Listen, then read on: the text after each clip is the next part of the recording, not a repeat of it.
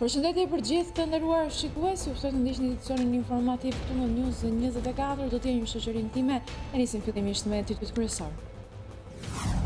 Mbërriti në mesditë në Shqipëri avioni me trupin e pajet të Florence Beqirajt, i cili ndroi jetë në Francë në rrethana ende të mistershme.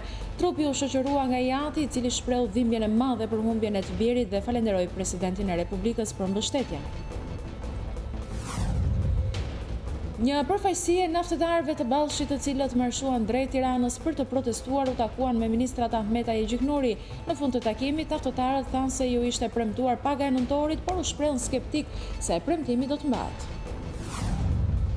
Policia rrugore ju bën apel drejtuesve të mjeteve që të tregojnë kujdes në këto ditë me rreshje në disa zona të vendit, kryesisht në veri dhe verilindje të vendit, veçanërisht aty ku ka prani të dëborës dhe akujit. E 10 vet kanë humbur jetën dhe shumë të tjerë janë plagosur në Kabul pas 3 sulmesh të njëpasnjëshme. Përgjegjësinë nuk e ka marrë ende askush, ndërsa talibanët kanë bërë të ditur se nuk fshihen ata pas sulmit. Sipas UNICEF, viti 2017 ka qenë i tmerrshëm për fëmijët në zonat e luftës. Sipas kësaj agjencie të OKB-s, fëmijët kishin qenë në shënjestër në shtëpitë e tyre, shkollat dhe terrenet e lojrave. UNICEF-i ju bën thirrje palëve në konflikte të respektojnë detyrimet mbi bazën e ligjit ndërkombëtar.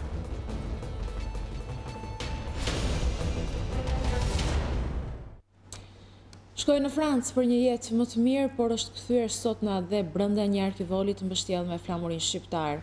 Trupi i 23 vjeçarit Florence Beqiraj mbërriti në Rina sot në mesditë për të nisur më pas në qytetin e tij të lindjes në Shkodër.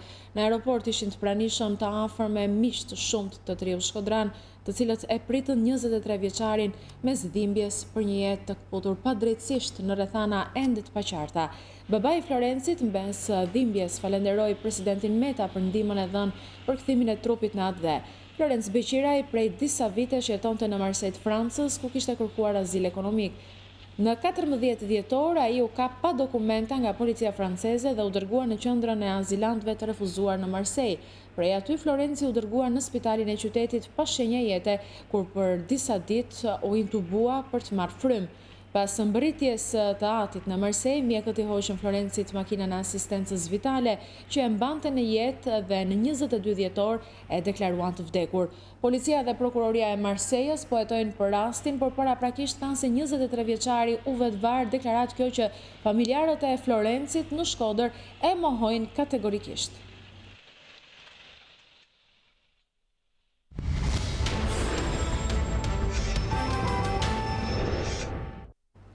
Ka përfunduar me marrëveshje takimi i përfaqësuesve të naftetarëve të Ballshit dhe Fierit me ministrin Gjiknuri.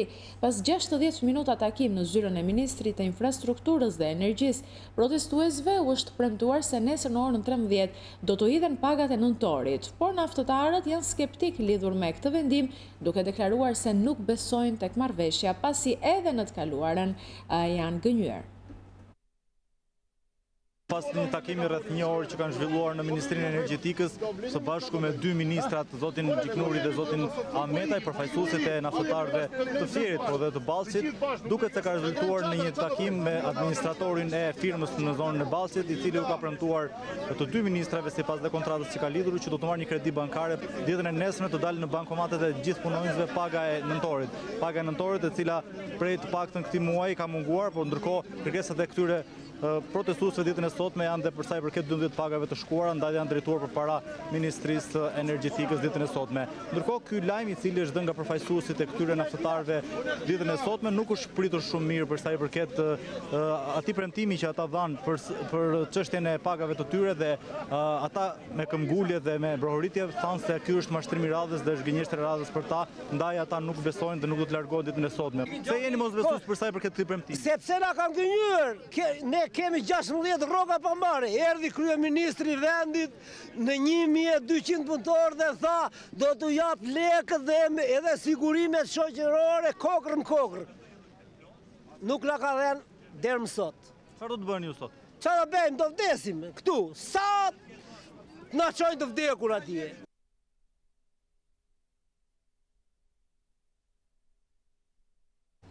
Gjatë inspektimit në zyrat vendore të regjistrimit pasurive të paluajtshme në Korçë dhe Pogrades, ministra e Drejtësisë Tilda Gjonaj paralajmëroi masa të ashpra deri në shkarkim për punonjësit që nuk ofrojnë shërbim në kohë për qytetarët.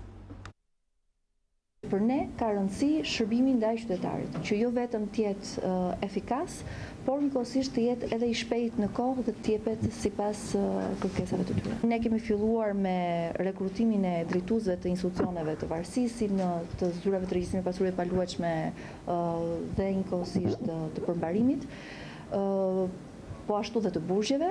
Dhe një ndër masat e para që po ndërmarrim është pikërisht rekrutimi i tyre në bazë të meritokracisë, konkursit dhe procedurave transparente. Më pas, një masa e dytë që do të merret janë për të gjithë ata të cilët nuk respektojnë afatet ligjore për të ofruar shërbimin ndaj qytetarëve apo që të kthejnë përgjigje qytetarëve edhe për ankesat e tyre, do të merret masa deri në shkarkim të gjithë punonjësve që nuk kryejnë këto procedura sipas përgjegjësive ligjore. Themi drejt për së drejti të nderuar shikues, do të vijojmë me lajme të zhvilluar me tensione seanca gjyqësore ndaj Frederik Tatës i akuzuar për prostitucion pasi gjyqtarja Izabela Radovani refuzoi sërish të gjykojë 50 vjeçarin në gjykatën e shkallës së parë. Në seancën e para pak ditëve, gjyqtarja Radovani nuk dha një vendim, por deklaroi dorëheqjen nga çështja, por u refuzua nga gjykata e shkallës së parë. Avokati mbrojtës kërkoi lehtësim të masës së sigurisë, arrest me burg për të dyshuarin për prostitucion. Në seancë, Tata akuzoi gjyqtarin Radovani për korrupsion dhe nuk pranoi që ajo të gjykojë çështjen. Për shkak të situatës tensionuar, gjyqtarja Radovani refuzoi sërish ta zhvillojë seancën për zëvendësimin masë sigurie për Tatën. Për 50 vjeçarin mbetet sërish masa arrest me burg deri në marrjen e një vendimi për të. 3 kushërinj janë arrestuar pasi në bashkëpunim me njëri tjetrin tentuan të vrasin një 27 vjeçar në fshatin Podgorie në Maliq.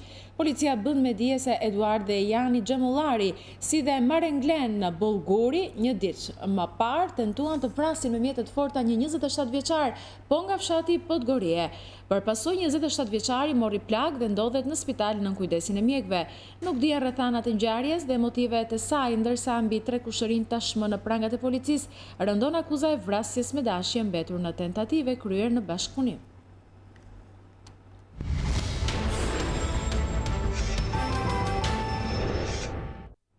Banorët e Gjirokastrës rrezikojnë të përmbyten sërish vërshimi projit Çullos, ka rrezikuar 30 familje në lagjen e Gërhotit, të cilët kërkojnë ndërhyrje emergjente për të shmangur një përmbytje të dytë.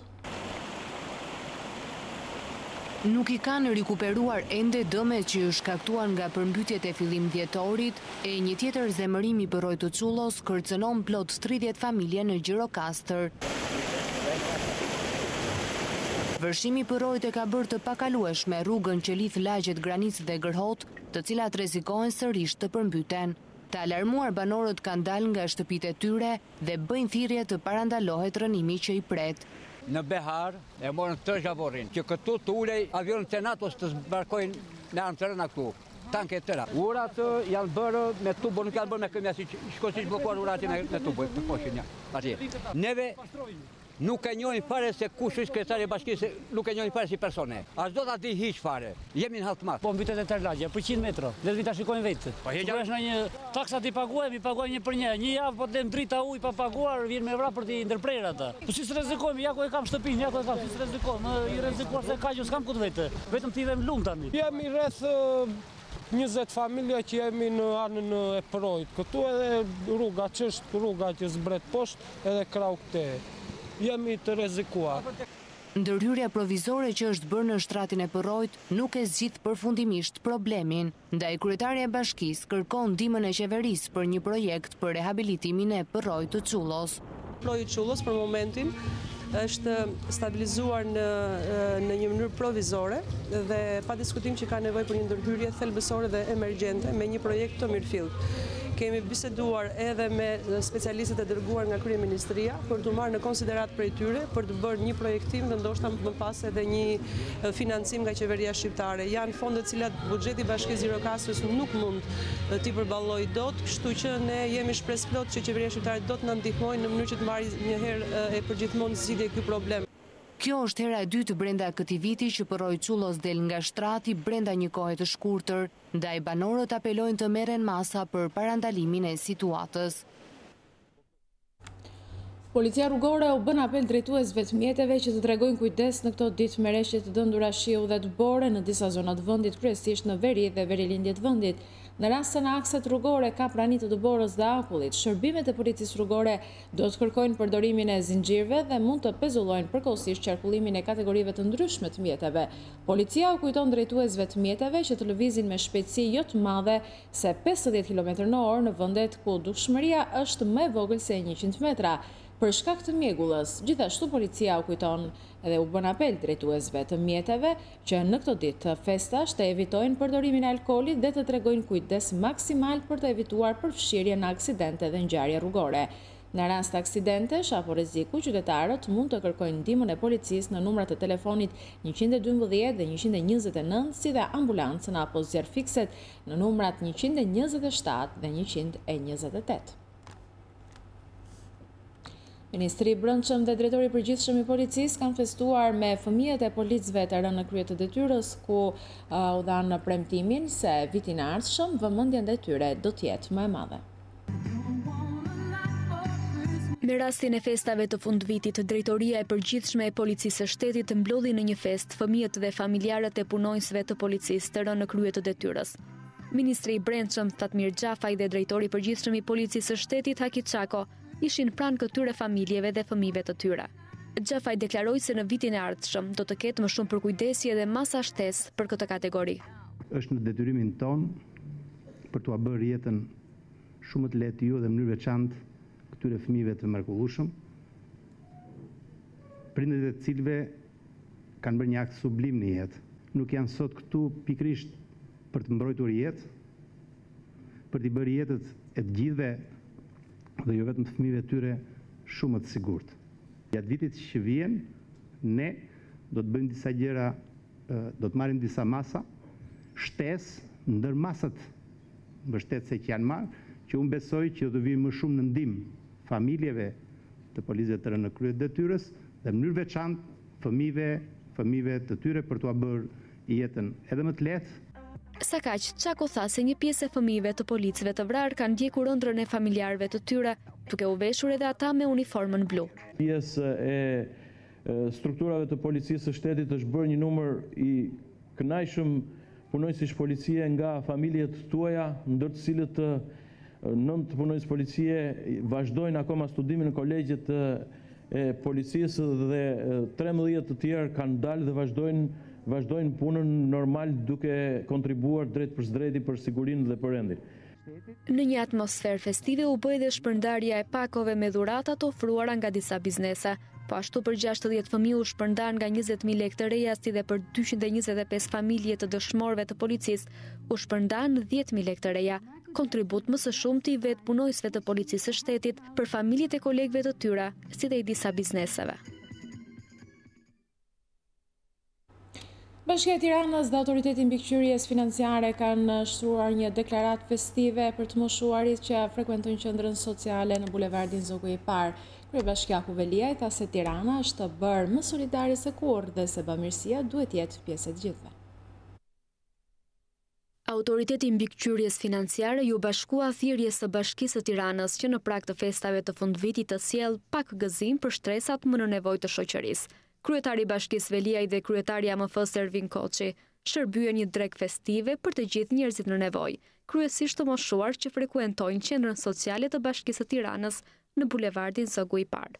Veliaj sërish ka gjetur rastin për të ftuar të gjithë ata që kanë mundësi të bashkëpunojnë me qendrat sociale dhe të tregojnë solidaritet me ata që kanë nevojë.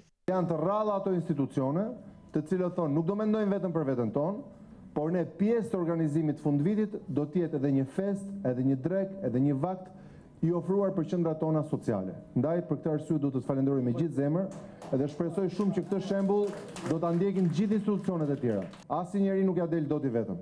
Një kryetar, një bashki, një staf, sa do të bëj, qyteti është i stërmadh, nevoja është e stërmadhe, projektet janë shumë të komplikuara. Kjo është arsyeja pse për çfarë do lloj projekti na duhet ndihmë nga të gjithë. Bashkia nuk e ka monopol bamirësinë. Bamirësia duhet jetë pjesë e jetës secilit. Bashkia do bëj sa të mundet, ama nëse AMF-ja heq sot një drek, një institucion tjetër heq nesër një darkë, dikush tjetër merr listën e atyre mendime ekonomike, i bëj thirrje të gjithë institucioneve që kanë mundësi, mund të jenë shtetërore, mund të jenë private, mund të jenë organizata jo qeveritare, sikur secili të marrë përsipër një ngastër të vogël për të qenë solidar, për të qenë bashkëpunues. Kryebashkiaku ka shprehur mirënjohje për të gjithë punojësit që shërbejnë në qendra sociale të Tiranës, të cilët arrin të qëndrojnë pranë njerëzve në nevojë duke nisur nga fëmijët në situatë rruge dhe deri tek të moshuarit në nevojë apo të braktisur. Sa kaq, kryetari i Autoritetit të Mbikëqyrjes Financiare Ervin Koçi theksoi se në këto ditë festash të gjithë duhet të jemi pranë njerëzve që janë në vështirësi. Ne ndjejmë për detyrim për të qenë pranë jush, ju meritoni më shumë, bashkia po bën më shumë, viti tjetër do keni më shumë, dhe unë duke uruar gjithëve gëzuar vitin e ri, viti tjetër qoftë më pak halle për ju, qofshin më të lumtur, më të gëzuar dhe paçi vetëm gëzime. Gëzuar. Qytetarët e Beratit shprehin shqetësimin për rritjen e çmimeve në treg. Sipas tyre, çmimi i gjelit detit është rritur me 1000 lekë. Rritje ka mësuar edhe produktet blegtorale dhe frutaperimet. Atmosfera e festeve ka nisur të ndihet edhe në qytetin e Beratit, por pavarësisht dritave dhe këndeve argëtuese, banorët e Beratit ankohen për rritjen e çmimeve të produkteve, me të cilat do të shtrojnë darkën e vitit të ri. Nga vëzhgimi i bërë në tregjet e frutave perime në qendër të qytetit, vihet re një rritje e çmimeve gati në të gjitha produktet. Ndërkohë që në të gjithë botën, në prag festash çmimet ulen, në Shqipëri ndodh e kundërta. Sa herë që ka festa, kemi dhe rritje çmimesh. Qytetarët e thjeshtë dhe sidomos pensionistët e kanë të pamundur të përballojnë çmimet që vijnë duke u rritur nga dita në ditë për të kaluar natën e ndrimit të viteve me të gjitha çfarë përmban tryeza shqiptare. Sipas qytetarëve, edhe çmimi i gjelit të detit, që është ushqimi tradicional shqiptar në natën e ndërrimit të viteve, është rritur me 1000 deri në 1500 lekë për kilogram. Pensioniste edhe me pension të vogël fare, edhe në krahasim me pensionin që kam, duken shumë të larta çmimet. Si do përballojmë dot? Si do jetë tavolina juaj në natën e ndrimit të viteve? Po si gjithmonë do jetë, kemi mundësi të bëjmë ashtu aq sa mundet. Sa kanë qef kalamajt. Nuk e mbushni dot. Ja. Po për gjelin e vitit të ri, si ju duk si vjet çmimi? Po i lartër është me 7.000, me 7.500 është i lartër çmimi. Ju jeni pensionist? Pensionist. I përballoni dot? Po si përballojmë dot, po ti përballoni mirë ishte, po çfarë bëjmë ne keqja? Ndërkohë, çmimet e produkteve ushqimore dhe blegtorale, si dhe frutat e perimet, kanë njohur një rritje me 20 deri në 25% të çmimit të tyre gjatë kësaj jave. Tani do të njiheni me informacionet më të fundit sa i përket trupit pa jetë Florence Beqirajt, i cili ka mbritur tashmë në qytetin e Shkodrës, sikurse e shihni, i shoqëruar nga babai, ndërkohë që ceremonia e varrimit do të zhvillohet ditën e nesërme në orën 14. Do të lidhem me Senat Nikëshiqin në këto momente për të mësuar më shumë detaje, ndërkohë vjoni të qëndroni me pamjet. Senat, përshëndetje. Po, përshëndetje nga Shkodra, që para pak minutash sapo ka mbërritur në Shkodër trupi i pajet, i Florence Beqirit, i shoqëruar nga babai i tij, por edhe disa fëmijë apo banor të lagjes ku Florenci ka jetuar, cilët kanë dalë dhe i nësë për la frikur lipun e tyre dhe është tjellë drejt Shkodrës. Qenë momentet e para, figja ka qenë shumë e madhe, tek të gjithë të pranishmit, miqtë të tij, familjarët, por edhe shokët të cilët kanë dalë për ta pritur këtu në Shkodër, hyrje e Shkodrës, ku ka edhe banesën.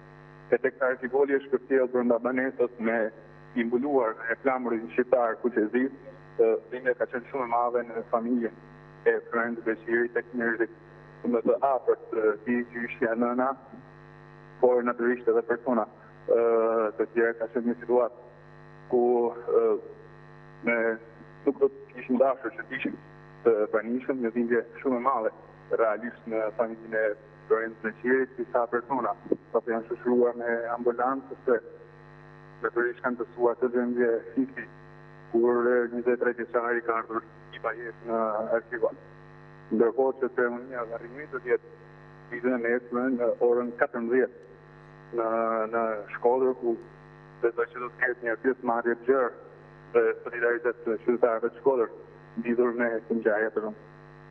Po. Po, Senat, faleminderit për gjitha informacionet që përsollen në studio. Qëndrojmë edhe për pak qaste me këto pamje që vinë nga Shkodra.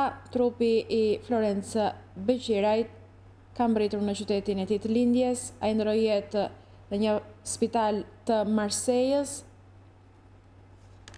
ndërkohë që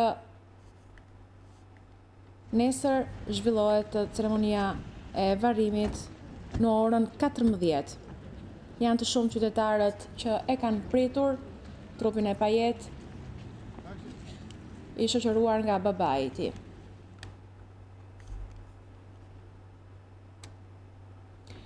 Projekti fillestar i velierës në Durrës e cënon trashëgimin kulturore, ndaj duhen ndryshime thelbësore në bazë të një projekti të mirë studiuar.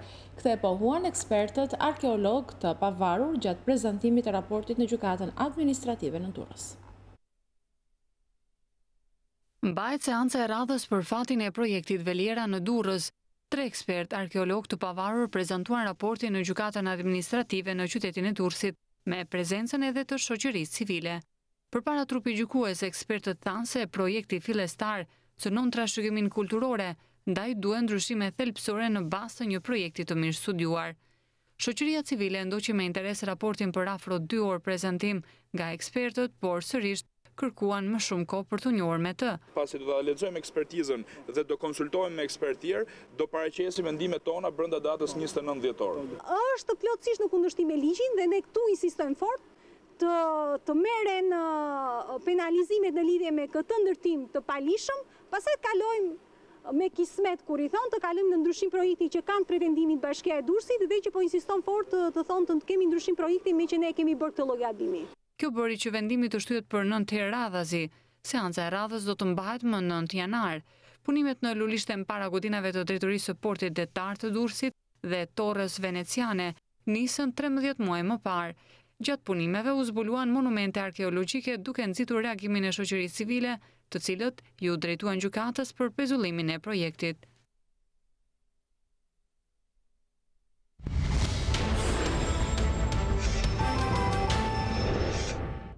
Ministri i Jashtëm Detmir Bushati e konsideron një veprim të nxituar dhe të pamenduar letrën që presidenti Ilir Meta i dërgoi presidentit Trump, ku i kërkonte ndjes për qëndrimin e Shqipërisë kundër vendimit të Shteteve të Bashkuara për njohjen e Jeruzalemit. Bushati, teksa ju referua rezolutës së 2011-s, tha se ata që sot flasin kundër kanë votuar po njësoj dhe kjo nuk ka ndikuar në marrëdhëniet tona me Amerikën. Ministri i Jashtëm Detmir Bushati deklaron se vota e Shqipërisë pro rezolutës së OKB-s është në përputhje me interesat e vendit si dhe me votimet e mëparshme të Shqipërisë dhe çdo debat tjetër për këtë çështje është një teatër absurd. Në një intervistë për televizionin Klan, ministri Bushati e konsideroi një veprim të nxituar dhe të pamenduar mirë letrën që presidenti Ilir Meta i dërgoi presidentit Trump, ku i kërkonte ndjes për qëndrimin e Shqipërisë kundër vendimit të Shteteve të Bashkuara të Amerikës për të njohur Jeruzalemin si kryeqytet të Izraelit. Nuk kam asnjë lloj dëshire që të komentoj veprimet e pamenduara, të nxituara që mund marrin aktorë ndryshëm, përfshirë këtu edhe presidentin e Republikës. Faktet flasin qartë, trillimet janë një çështje tjetër. Faktet flasin që Shqipëria ka pasur një pozicion të konsoliduar për këtë çështje. Pjesë e këtij pozicionit konsoliduar që është farktuar ndër vite natyrisht është edhe Sali Berisha, edhe Ilir Meta, edhe Bujar Nishani dhe të gjithë aktorë që kanë folur këtë ditë. Ministri Bushati renditi edhe shembujt paraardhës që Shqipëria ka mbajtur në lidhje me këtë çështje, duke përfshirë edhe qëndrimet e atyre që sot kanë ngritur zërin kundër. Po ju marr vitin 2011. Kjo është rezoluta për Jeruzalemin. Lëndë 19 mund ta kërkoj secili për këtyre personave që unë përmenda. Shqipëria ka votuar pro, e kam të nënvizuar këtu për lehtësi vizive. Shtetet Bashkuara të Amerikës me një grup shumë të vogël shtetesh kanë votuar kundër. Por kjo nuk do të thotë se Shqipëria 2012-s ka votuar kundër Shtetet Bashkuara të Amerikës. Kjo nuk i ka prekur marrëdhëniet ndërmjet Shqipërisë dhe Shtetet Bashkuara të Amerikës. Prandaj, ky grup aktorësh të mbetur pa kauzë nuk kanë se çfarë të bëjnë gjë tjetër vetë se të spekulojnë për këtë çështje. Dakordsi me Metën, Bushati kishte për dhënien e shtetësisë shqiptare e kreut të kishës ortodokse autoqefale shqiptare Anastasia Nullatos. vendim që erdhi pas takimeve që ministri Bushati pati me homologun e tij Nikos Kocias në Kretë e që do të vijojnë sërish në janar të 2018-s të herë në Korçë. Nga ky takim Bushati pret rezultate pozitive për çështje të hapura mes dy vendeve, siç është edhe ligji i luftës. Për ne është e rëndësishme që Greqia të hedh hapa konkret në drejtim të shfuqizimit të ligjit të luftës, sepse do të krijonte efekte politike dhe juridike të mirëpritura, jo thjesht nga Shqipëria dhe shqiptarët, por edhe për marrëdhënien shqiptaro-greke.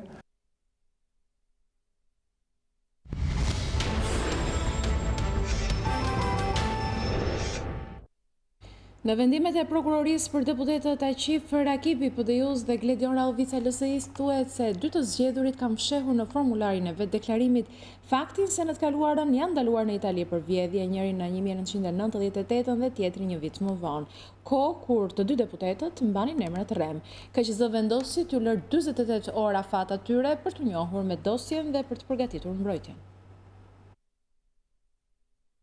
News24 siguron vendimet e prokurorisë për dy deputetet për të cilët i kërkohet KQZ-s heqja e mandatit. Në vendimet në fjalë thuhet se Aqif Rakipi dhe Gledion Rehovica rezultojnë të ndaluar në Itali për veprën penale të vjedhjes.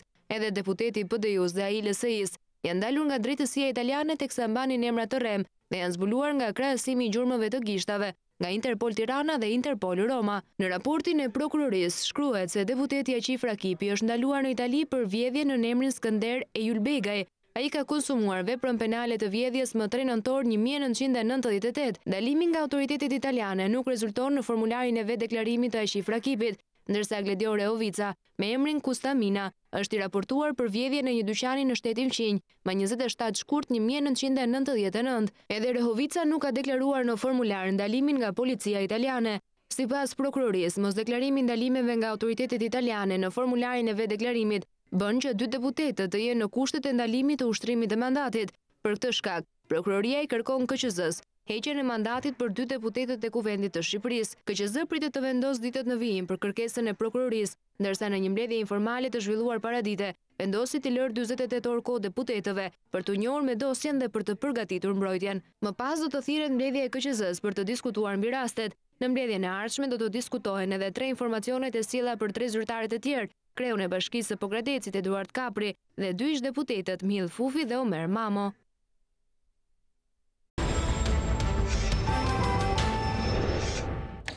Kthehemi drejt për së drejti të nderuar shikues për të vijuar me të tjera lajme. Kryetari i Partisë Demokratike Lulzim Basha ka nisur turin e takimeve me qytetarët në përgatitje të protestave në fillim të vitit të ardhshëm. Nga kombinati në Tiranë, në zonën elektorale të ish-ministrit Tahiri, Basha paralajmëroi se nuk do të ketë prokuror pa vetting, nuk do të ketë prokuror politik që do të shpëtojë nga drejtësia Sajmir Tahirin dhe shefin e tij politik. Ende e pa umbyllur mirë 2017 kryedemokrati Lulzim Basha ka nisur turin e tij të takimeve me qytetarët në përgatitje të protestave në fillim të vitit të ardhshëm. Nga Tirana, kreu i demokratëve ka ftuar shqiptarët i bashkohen nismës së opozitës për t'i dhënë fund sipas tij qeverisjes mafioze të Ramës. Ky do të jetë viti i fundit i zullumit. Edi Rama dhe banda e tij e kanë vulosur fatin e tyre. Përballje totale dhe protest pa pushim deri në largimin dhe mundjen përfundimtare të keqes. I zgënjur nga marrëveshja para zgjedhore me kryeministrin Rama, shefi i opozitës tashmë është i bindur se një gjë e tillë nuk do të ndodhë më. Tashmë sipas tij zgjidhja është vetëm largimi nga qeverisja e Ramës. Dhe tregoi para shqiptarëve që zgjidhja hibride nuk funksionon, që pa larguar shkaktarin e kësaj të keqe nuk do të kemi zgjedhje të lira të ndeshme. Takimin e parë në përgatitje të protestave Basha e nisi pikërisht në kombinat në zonën elektorale të ish-ministrit Tahiri, nga ku i ka dhënë edhe një paralajmërim. Mbajeni mend dhe shënojani dhe ndajeni këtë lajm këtu në zonën e tij elektorale me çdo qytetar, Sajmir Tahiri nuk do t'i shpëtojë drejtësisë, sikundër fati i shefit tij politik është i vulosur. Betejë për kushtetutën, demokracinë, drejtësinë dhe ekonominë sipas Bashës sapo ka nisur, ndërsa ka premtuar se do ta çojë deri në fund.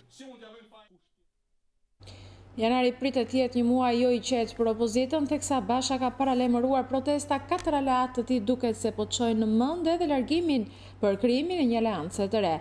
Frika se partitë më dha mund t'i lënë jashtë reformës zgjedhore dhe t'i penalizojnë ka bërë që Demokristiani Nartëndoka, Gronduka I Partisë Agrare Ambientaliste, Vangel Dule I PPD-s dhe Dashamir Shej I LZHK-s të mobilizohen. Në një prononcim për News24, krye Demokristiani Nartëndoka konfirmoi se po përgatiten për formimin e një aleance të re në funksion të reformës zgjedhore. Aleatët e Bashës janë parë shpesh herë bashkë, teksa kujtojmë se përveç Agrondukës aleatët e tjerë, Ndoka, Dule dhe Shehu kanë marrë mandatin e deputetit në siglën e Partisë Demokratike.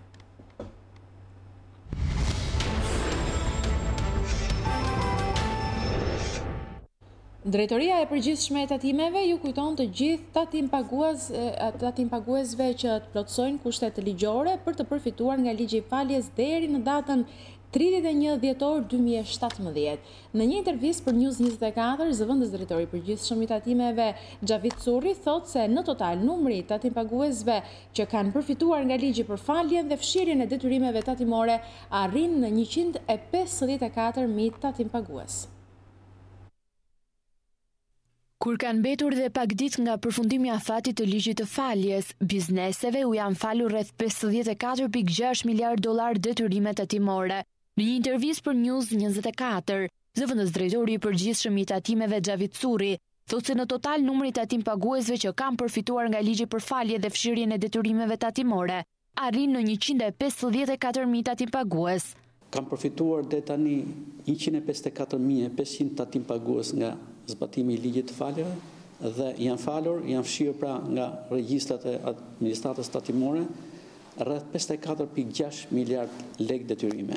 Në fazën e dytë të ligjit të faljeve, zëvendës drejtori pranon se jo të gjithë tatim paguesit janë përgjigjur kësaj nisme.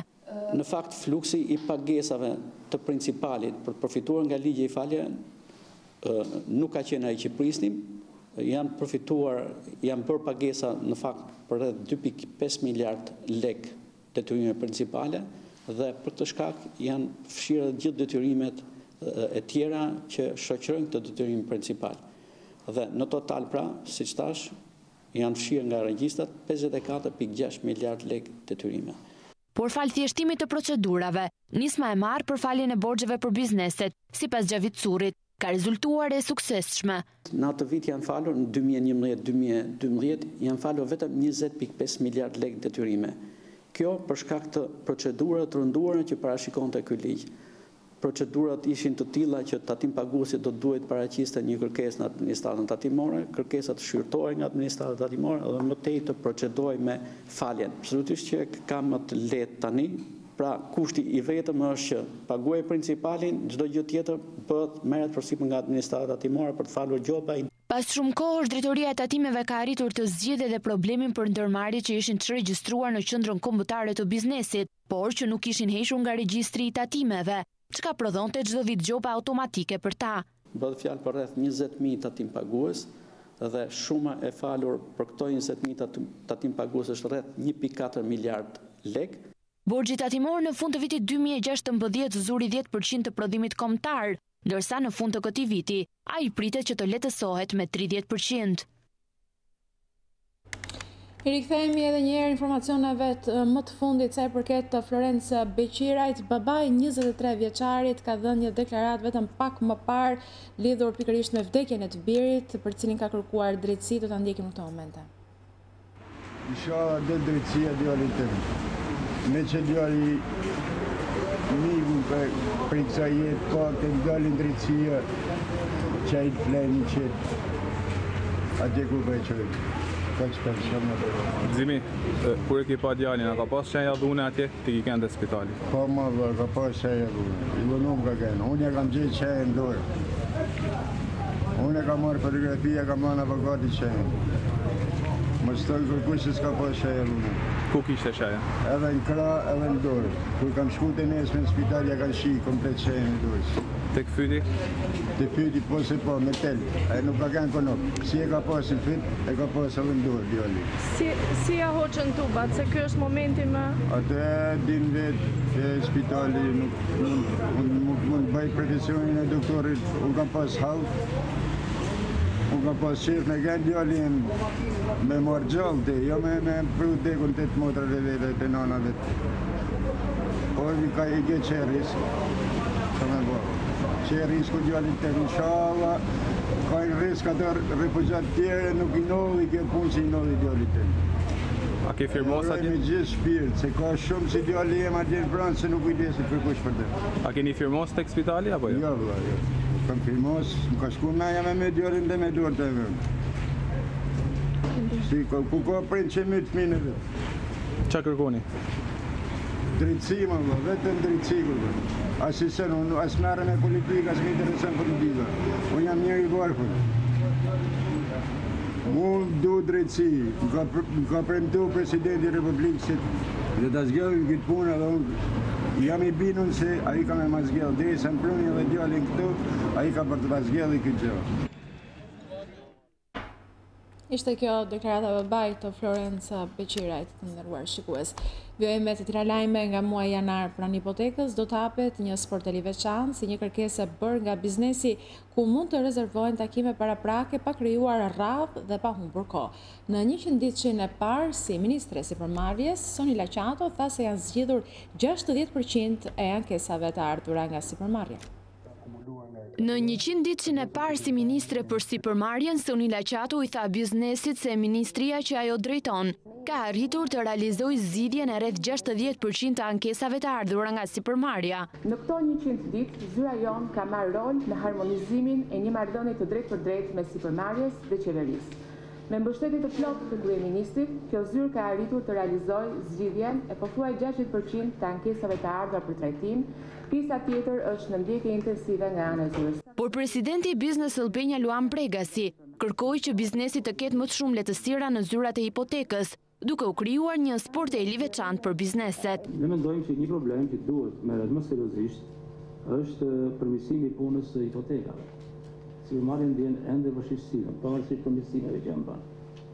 Ka qenë një projekt i Bankës Botërore për që pjesën përpara kur shërben, domethënë, hipotekat jenë njerëz që vënë nga sipërmarrja.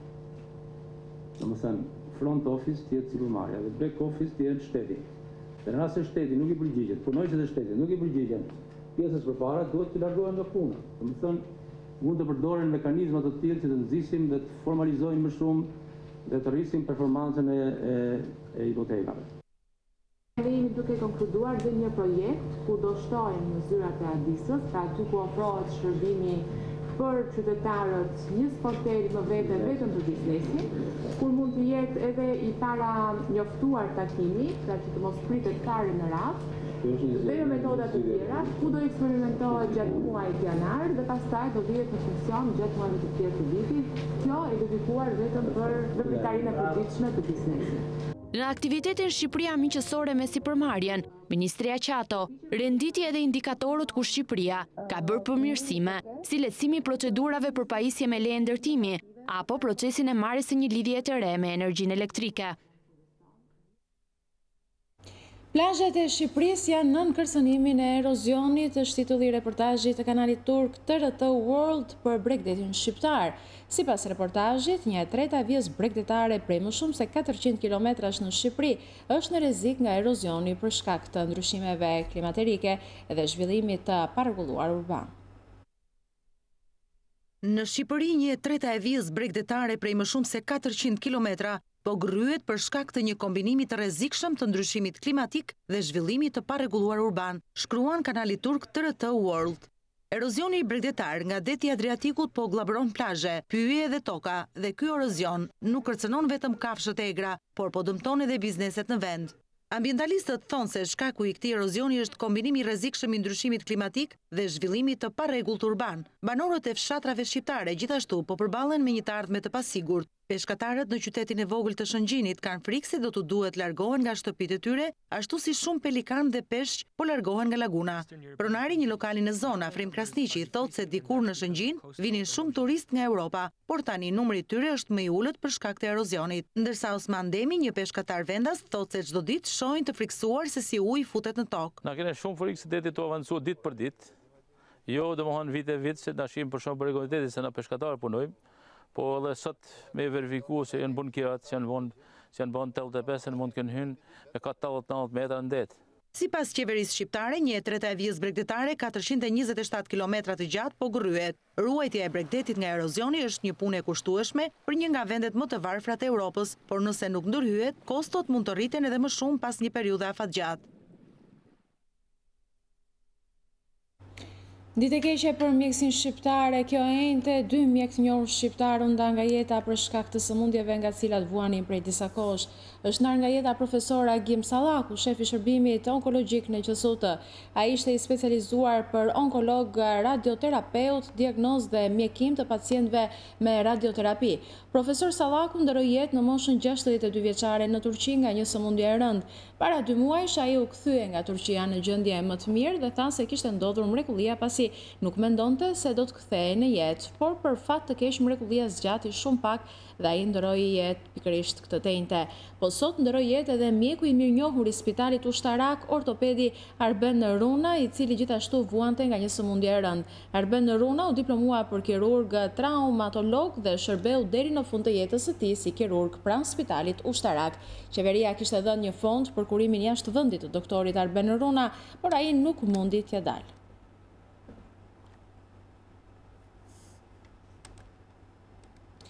Dhe me këtë lajm ne kemi mbritur në fund të këtij edicioni informativ. Të nderuar shikues, për më gjërë ju mund të klikoni gjithmonë në balkanweb.com, aty lajmet i keni në korale, shoqëruara nga foto dhe video. Gjithashtu mund të shfletoni online gazetën shqiptare dhe të shikoni live News 24 duke klikuar në live streamin tonë. Faleminderit që na ndoqët.